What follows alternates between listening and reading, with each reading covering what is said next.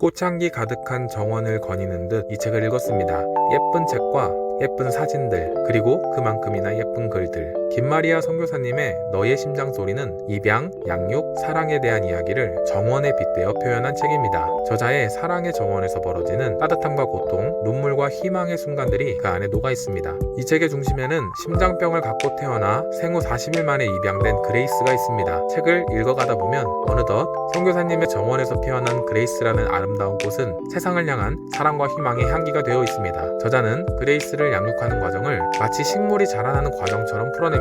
비바람을 맞아야 꽃이 피고 잡초를 뽑아내야 정원이 정돈되듯 그레이스를 돌보며 만난 수많은 어려움과 기쁨이 책 곳곳에 기록되어 있습니다. 그 안에는 그레이스와 함께하는 날마다의 일상 속에 찾아오는 작고 아름다운 기적들도 가득합니다. 그녀는 정원의 꽃이 피기까지 정성과 시간이 필요하듯 입양과 양육 역시 시간이 흐르며 자리를 잡아가는 과정임을 보여줍니다. 사랑을 먹고 자라는 그레이스는 엄마의 따뜻한 시선을 그대로 배우며 자라갑니다. 그레이스가 민들레 한 송이에도 마음을 쓰는 모습은 사실 엄마의 모습이기도 합니다. 그리고 그런 딸을 보며 엄마는 세상을 대하는 자신의 태도를 한 번 더 돌아봅니다. 독자들은 그녀가 쓰는 글 속에서 향기를 맡고 색을 보고 눈물이 맺히는 작은 순간들에 함께 숨을 고릅니다. 그레이스 이야기는 저자가 자기 집에 뿌린 작은 선괴의 꽃바지라고 말할 수 있습니다. 누군가를 향한 그녀의 눈길은 참으로 따뜻하고 그래서인지 쉽게 촉촉해집니다. 눈물 많은 저자에게는 세상에 울 일이 너무나 많고 독자는 울 일 많은 저자로 인해 세상을 조금 더 따뜻한 곳으로 여기게 됩니다.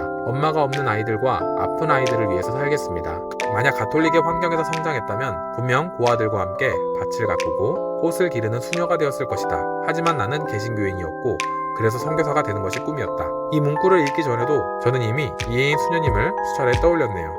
인상 깊은 대목 중 하나는 열리목에 대한 이야기입니다. 두 나무가 각자의 뿌리를 유지하면서도 함께 자라나는 현상을 빗대어 저자와 그레이스가 겪은 상처와 치유가 그려집니다. 이들의 관계는 한순간에 이루어지는 것이 아닙니다. 지속적으로 서로를 돌보며 속살을 내어준 결과 두 사람이 하나로 묶이게 됩니다. 저자는 그레이스의 친모에게 보내는 상상의 편지를 적기도 합니다. 그리고 원망 대신 오히려 감사를 전합니다. 마음속에서 따뜻한 차를 내려 친모와 마주 앉아 그레이스의 이야기를 나누기도 합니다. 이 편지는 사랑이 무엇인지를 생각하게 하고 타인에게 다가가는 저의 모습을 되돌아보게 합니다. 그레이스를 10달 동안 지켜주셔서 고맙습니다. 결국 유학을 떠나려던 저자 부부의 계획이 불발된 후 제주에서 만난 그레이스는 하나님이 예비하신 더 큰 선물이 되었습니다. 책 전체를 통해 연약한 존재를 대하는 저자의 마음은 정원을 정성스레 가꾸는 정원사의 마음으로 잘 나타납니다. 또한 이 책은 말씀을 곁들인 아름다운 기도라고 할 수도 있을 것 같습니다.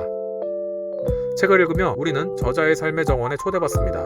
정원의 꽃과 나무들 사이로 그레이스의 웃음소리와 엄마의 눈물이 함께 피어납니다. 그 자리를 함께 걷는 우리도 어느새 사랑의 온기에 감사입니다. 이 책은 사람과 사람이 엮어내는 관계의 결이 얼마나 아름다운지 일깨워줍니다. 이 책은 입양이라는 주제를 꽃처럼 자연스럽게 펼쳐놓았습니다. 물론 예쁜 꽃이 맺기까지는 고된 여정이 있지요. 저자의 입양 체험이 사랑과 기쁨, 아픔과 후회 등 헌신을 대신하는 다양한 이름으로 우리에게 잔잔히 퍼져나옵니다. 입양에 대해 고민하고 계신 분들, 가족의 의미를 다시 생각해보고 싶은 분들, 자연 속에서 사랑의 이야기를 발견하고 싶은 분들에게 이 책을 추천합니다. 책을 읽는 내내 마음 한켠에 따뜻한 불빛이 켜지는 듯한 느낌을 받게 될 것입니다.